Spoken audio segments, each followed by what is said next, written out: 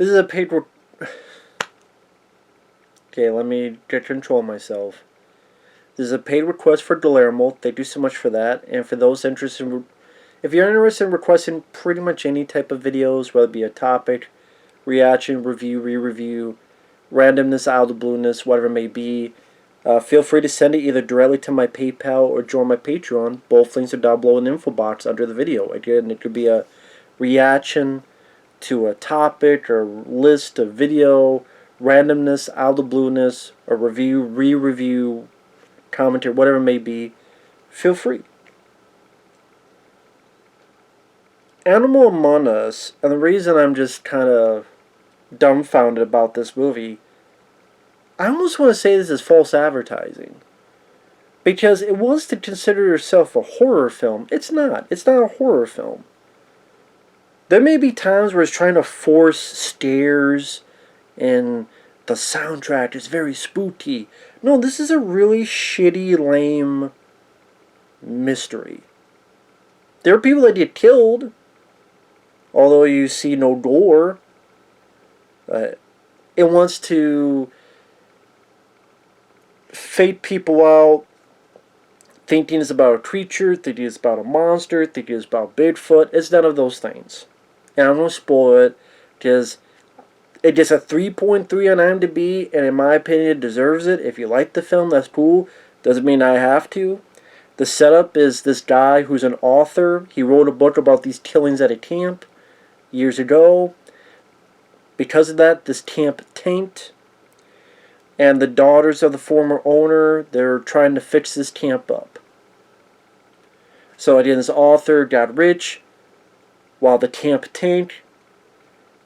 Tanking that shit, and the author has a wife and has a kid. And maybe he's unfaithful, but also maybe not he's unfaithful. It might be just this girl just sending a lot of sexy nude pictures to him. He's like, okay. But he didn't act on it, which I'll get to that at the end.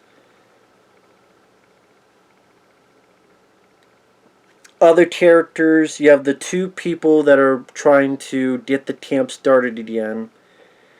And the two camp ladies, they're dressed like they're strippers. With the way their clothes are, it just seemed like they're strippers off of the cabana.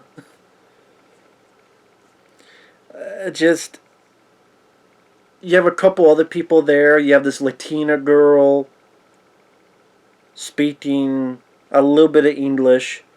You have this one guy who thinks there's a Bigfoot around, is a Bigfoot fan. I don't know how else you want to put it. He wants to record info and footage. At one point he gets kidnapped, but then he gets away, but his clothes have been taken. There's also this big, gruff veteran guy, played by Frye, who, if you don't know who that is, he was in Godzilla Final Wars. But he was a UFC guy. He was an MMA UFC guy, very tough guy, nicknamed the Predator. And for all intents and purposes, he's a very nice guy in real life. But when he got in the ring, he kicked ass. He had a good mustache as well, like Tom Selleck type of mustache. Again, you type in Don Frye, Frye. Very efficient in his career, and funny enough, he was the best actor in this movie. I'm like, why can't the movie be about this guy? Let's have this guy show a little bit of his personality he would show before and after fights in UFC. Go up against a monster. You'd have a bunch of these young, cocky soldiers or hunters, woodsmen, group of people. Some likable. If you want some hateable, that's fine too. Oh, fuck this Don Frye. His name is Burl. Oh, fuck you, Burl. You're a nobody. You're too old. You're too slow. But then this monster takes these guys out, and Don Frye kicks some ass. And maybe there's 2 or 3 monsters, and he fucking, I don't know, fucking breaks their neck, or rips their heart out, or fucking pow drives their ass.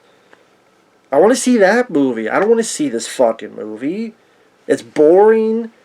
It's dragged out. the author gets a note to go to this camp, which is a stupid idea because you know they're going to be pissed at you because you wrote about the camp and the camp didn't get a lot of good publicity. But you go anyway because you're an idiot.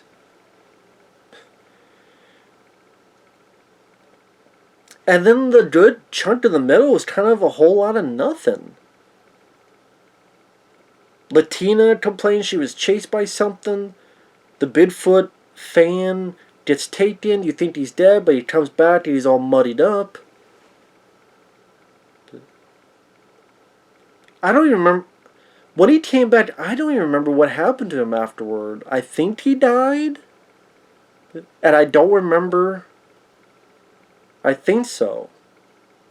Because the Latina girl at one point is just wandering around by herself. I don't know why.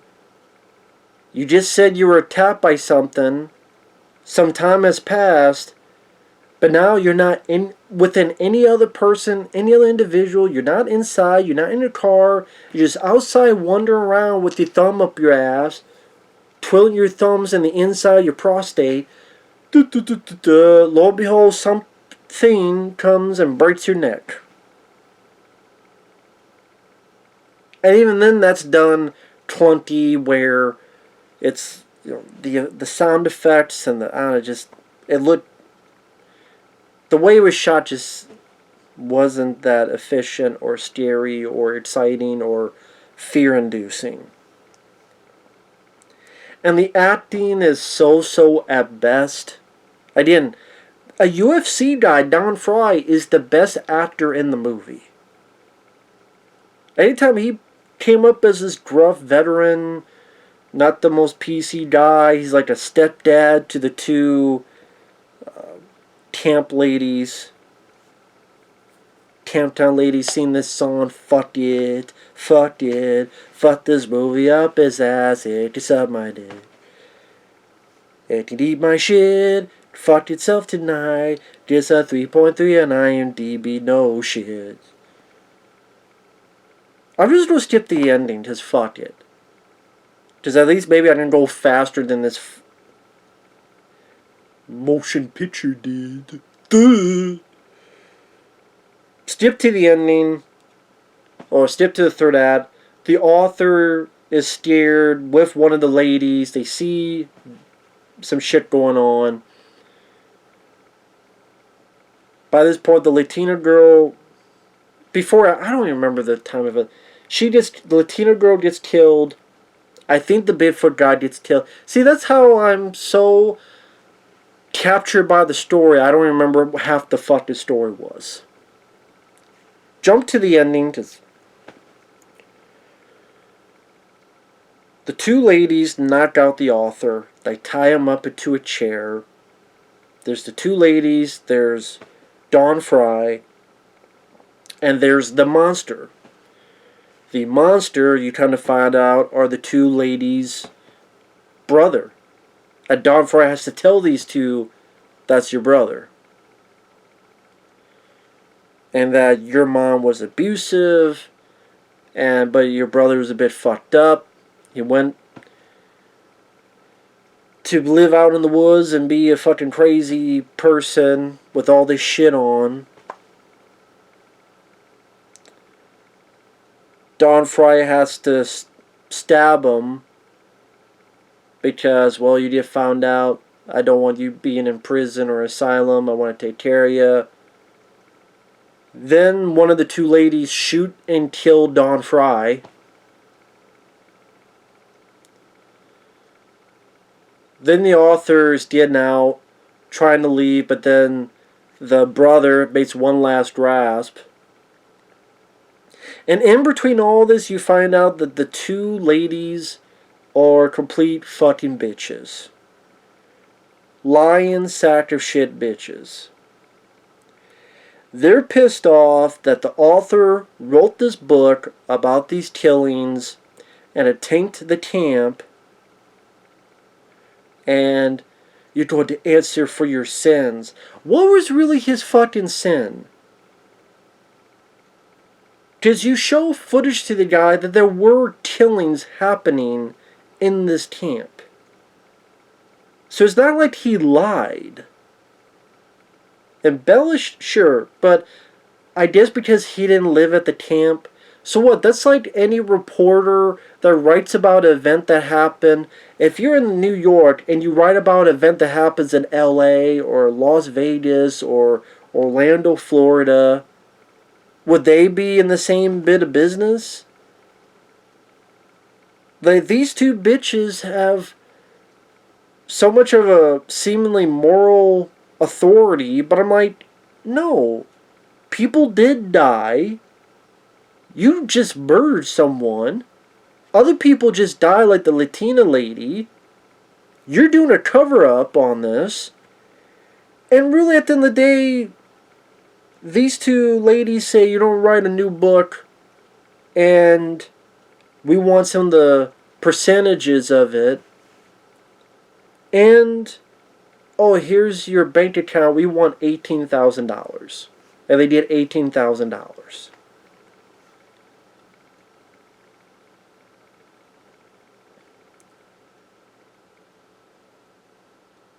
I think that's when he tries to escape.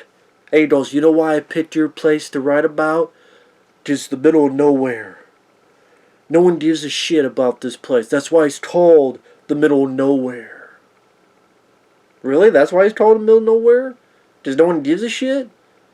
I just say that about fucking amusement parks. Doesn't mean they're middle of nowhere. It just means people don't give a shit.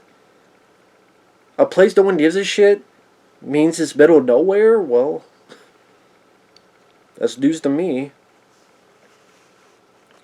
And that's when the brother is not dead and he jumps and knocks the guy out and they tie the author up and they beat him up a bit and they toss him and he gets back home.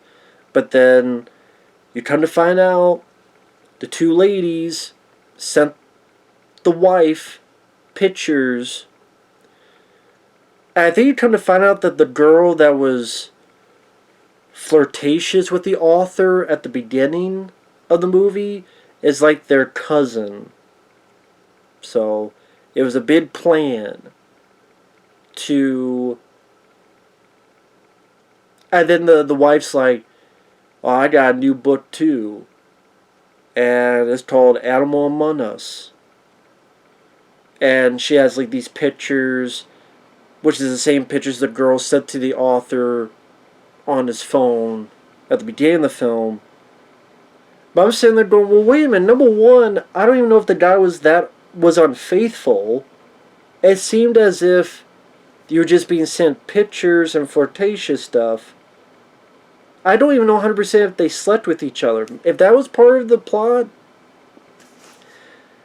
like the flirtatious stuff, I know it's part of the plot, but if they actually did physically... I missed that part. I just understood the part that the girl was trying to flirt with them.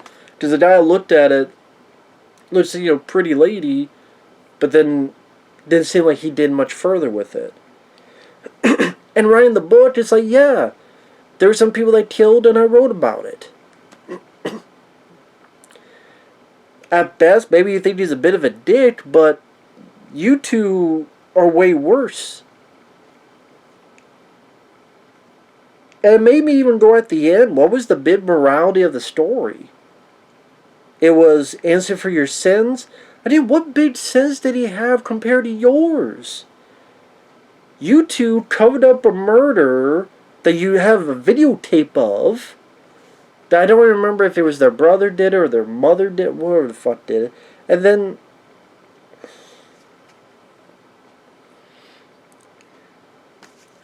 unsatisfying ending. At best, so-so acting. And this is just a shitty mystery. It's a shitty mystery with a lame conclusion where the morality barometer seems to be all over the place.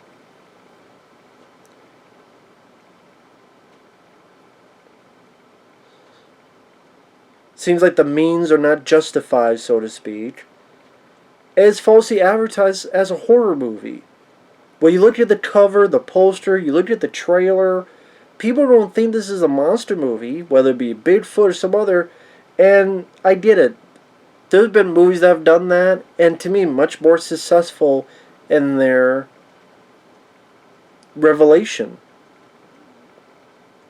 Without saying what it is, the 1986 April Fool's Day did that much better because it had a better cast, much more satisfying ending, better script, better acting, much more well made, better written movie compared to this. I mean, you got dialogue like someone going, "My juices are already pumping." And that's one of the guys saying it.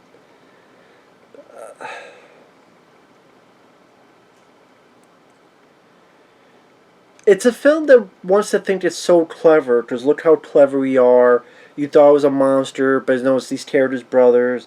Oh, you thought it was about this. It's like, no, I mean, I've seen Lifetime Channel movies that, not the monster wannabe part, but the, oh, we're doing this to get you bad for this, and make someone, I mean, this might be a shitty version of that film Knock Knock with Keanu Reeves.